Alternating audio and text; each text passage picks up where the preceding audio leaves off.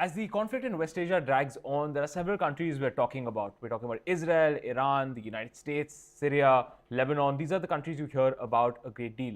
But there's some countries, especially great powers in this region, that have a stake that we don't talk about as much or haven't featured as much in our conversation about the conflict. Those are Russia and China. Joining us right now is Kabir Taneja from the Observer Research Foundation, someone who tracks West Asia closely, someone who you've seen on the channel a great deal.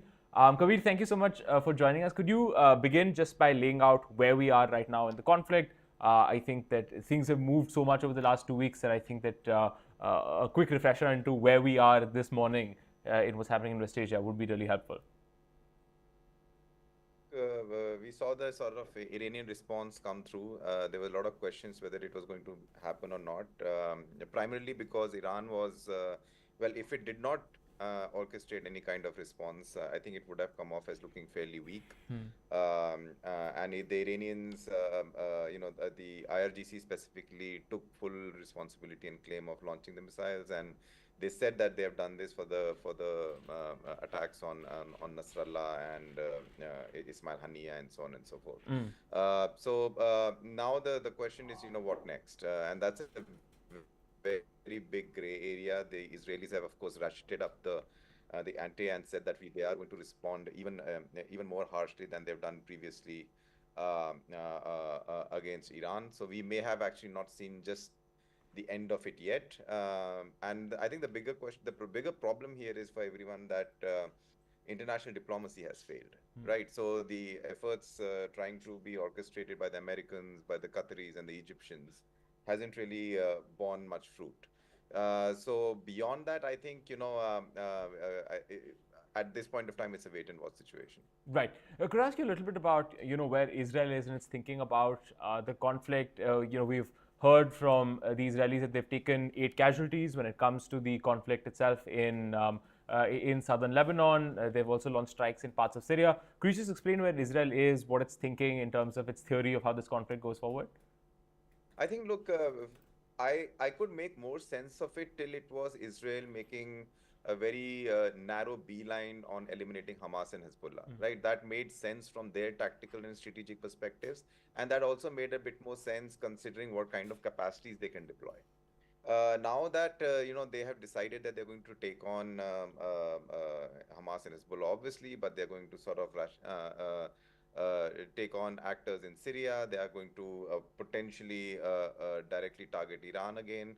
Then it begs the question of what the broader aim is. Now, if the broader aim, let's say from Prime Minister Netanyahu's speech, which basically addressed the Iranian people, talking about a new Middle East and a potential regime change. I'm not sure where that is coming from. We have to remember, and I'm sure Israel knows, despite its immense intelligence capabilities and capacities, that Iran is not a small country. And Iran has this propensity of very strongly going after internal dissent, as they have shown before also in just a couple of years ago as well. So I'm not sure where that strategic thinking is coming from or what the larger aim is, but I think Israel will have to look into what kind of tactical victories, long-term tactical and long-term political victories it wants in the immediate aftermath of what is happening. Demanding a reshape of the Middle East by just sort of Israeli strategic and military output may be aiming a bit too high at this point of time. Right. So if I'm understanding you correctly, I think you're trying to say that simply using military force, for example, without the diplomatic and political component of the diplomatic toolkit that any country has would not yield what Israel wants. Am I understanding you correctly in that sense? Yeah. I mean, the short end of it is that Israel has great capabilities, as it has shown, but there are also limited capabilities considering the size of the country, right? So if you have two fronts, even if diminished fronts, which Israel is already seeing Hamas as a depleted, if not defeated force. Hezbollah has been given a huge sort of setback by killing of Hassan Nasrallah. But we are seeing some momentum already, whether it's for posturing or not, but it's there. We saw a Hamas delegation meet the Iranian president yesterday in Doha. And Hezbollah is not necessarily just a ideologue-led organization, right? It's not necessarily a cult personality-led organization. It's a very ingrained and it's a very ideology-led organization and aim-led organization. So I'm not sure if killing of Nasrallah by itself eliminates all the threats that Hezbollah poses to Israel, and all those things will have to be factored in before I think there's any kind of expansion of this conflict, whether it's a direct confrontation with Iran or whether it's further confrontations in places like Iraq or Syria where there are pro-Iranian groups operating. Right. And, I'll ask you one last question on this before, moving on to talk a little bit about some of the other countries that are looking at this conflict, like Russia and China. The question I wanted to ask was, one of the big things that has been talked about in terms of what happens in this conflict moving forward is Israel's theory of the day after. What kind of regime takes power in Gaza that is not Hamas, but also caters to Israeli security concerns. Okay, you were alluding to this, that Hezbollah, right? You've taken out a lot of their top leadership, but then they remain a powerful political force. They still control parts of Lebanon. What do you wish to do there politically and diplomatically, especially in a part of the world where your equity and your diplomatic stock is lower than it's almost ever been? So my question is, do you sense any thinking in Israel about this question of the day after? What happens in terms of how do we use the political and diplomatic tools that we have as well to shape things in a way that we want, or is the focus very much still what it's been since October 7th, which is military focused? Yeah, Shashank, we haven't really heard much of a blueprint when it comes to day after. And that has, if you remember, that has actually been a point of contention between the Israeli military and the political brass as well. Prior to the assassinations of Ismail Haniyeh and now Hassan Nasrallah, which the military backs, of course. But I think those rumblings that were there a bit more public at that point of time are still consistent within the Israeli establishment that, okay, let's say if today in Gaza, Hamas is depleted, we can maybe militarily hold Gaza for a couple of months, maybe 2 months, 4 months, whatever it is. But it cannot, holding Gaza under Israeli sort of force for a long period of time, it may well be sort of, it won't go far. And so what's the off ramp for that? What's the political off ramp for that? We haven't heard those conversations right now. We haven't heard or seen any blueprints right now. Right now, the Israeli idea is to basically degrade and destroy, in their own words, groups like Hamas and Hezbollah. But what does that political loss for Gaza and southern Lebanon specifically replace itself with? We don't know. And one of the things that we do know, that the propensity and probability of armed actors elbowing their way through in these kind of situations, rather than a more pragmatic political actor coming through, are much higher. So I'm not. I mean, not just me. I don't think anyone is sure what this day after plan is, or what this new Middle East plan is. How will it be mobilized? What's the thinking beyond the rhetoric for the time being? So it's anyone's guess at this point of time. Right. You've laid out very admirably what has happened so far in the conflict. Could I ask you some questions about, how other countries around the world are looking at this? Principally, I want to talk to you about 2 or 3 countries. One is China. It's long been postulated that, look, the Americans have burnt their fingers and a lot of their diplomatic capital with a number of Arab countries, especially, and with Arab populations, because of their support for Israel in this conflict. And China has come in as a major critic of Israel. Many have, of course, said that, look, this is the Chinese making a good, solid diplomatic play to shore up their influence among both the street as well as the palace with the ruling monarchies, as well as other political powers in the Middle East. Could I ask you how China is looking at the outbreak of this whole conflict? Is it worried about stability, but also sensing an opportunity to undercut America's diplomatic influence in this part of the world? Could I ask you how they're thinking about this? Look, I think the China question is fairly clear at this point of time. The Chinese are not interested in being a security guarantor or even an overt security actor in the region. It's not something that they're planning for. It's not something that they've gamed for. But they do have immense economic interests in that part of the world, and they would like a level of stability to persist, so that those economic interests can be mobilized. We have to remember that if we are looking into a China-US contestation, or a big power contestation between those two actors, the Chinese are playing a long game of basically trying to elbow out the Americans economically and mobilizing geoeconomics, mobilizing investments, being the foremost investing power in these kind of regions, to make sure that the U.S. influence is slowly and surely degraded. Now, that is not going to happen if American security apparatus is back into show of force in the Middle East. It has been sort of declining over the past years. There's the political will for the Americans to enter the Middle East on a war front is very less.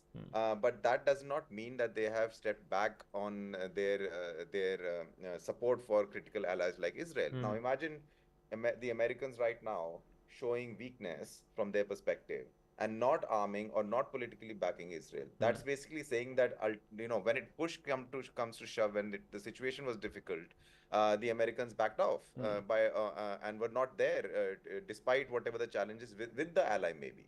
But when it came to sort of that kind of existential crisis for that country, the Americans did not play, and this is going to reverberate in Europe. This is going to, this is going to echo in Asia.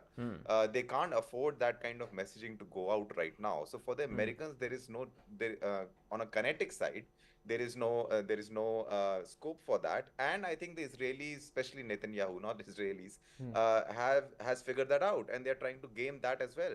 They are trying to do whatever they want to do. They are ignoring American political diplomatic pressures and kinetically doing what they seem is most feasible. Right. Could I ask you this, because you were saying this about America needing to show solidarity, needing to show support, because otherwise its reputation as a solid ally will dissipate. I was struck a little bit that it's a bit like what people used to say about America, the arguments that were being made in Vietnam as well, that back 60 years ago, that if we don't back the South Vietnamese against the communists, our credibility as an ally would be shattered, and it just relentlessly sucked the Americans into a conflict that they knew they were losing, but they could not because of this idea of credibility. Isn't it? I'm asking you for your opinion. Isn't this something that has done a lot of damage to America's political credibility in the region?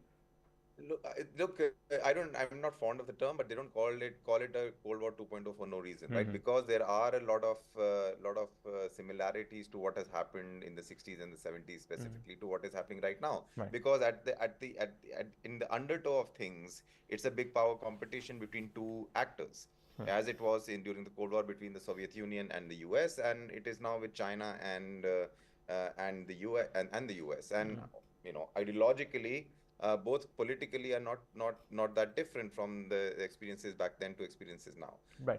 But it's more of a crisis point for the US right now, because it needs to sort of showcase itself as not a power in decline, not a superpower in decline. Right. Even Minister Jaishankar at one of the think tank speeches in the US yesterday, said in passing that I'm not into declinism when it comes to the US. So the US does not need to explain what all it has done and what all it intends to do. So from that aspect, a lot of this has larger global implications for the US. It's not just about the US in the Middle East. Countries like Saudi Arabia are also watching. If you remember, till a couple of months ago, they were aiming for a broad security deal similar to the security deal that Americans have with South Korea or Japan, for Saudi Arabia and for themselves. So there are a lot of things at play here right now, and not just the Israel-Palestine crisis or the Israel-Iran crisis. There are broader contours that the Americans will have to take care of rather than just the regional ones. Understood. Could I ask you a question about Russia as well? We know that Russia has a substantial interest in Syria, which is a country that has now faced some from some military strikes from Israel as well. It's of course more broadly a player in the Middle East. How is Russia going to be approaching what's happening in the Middle East right now?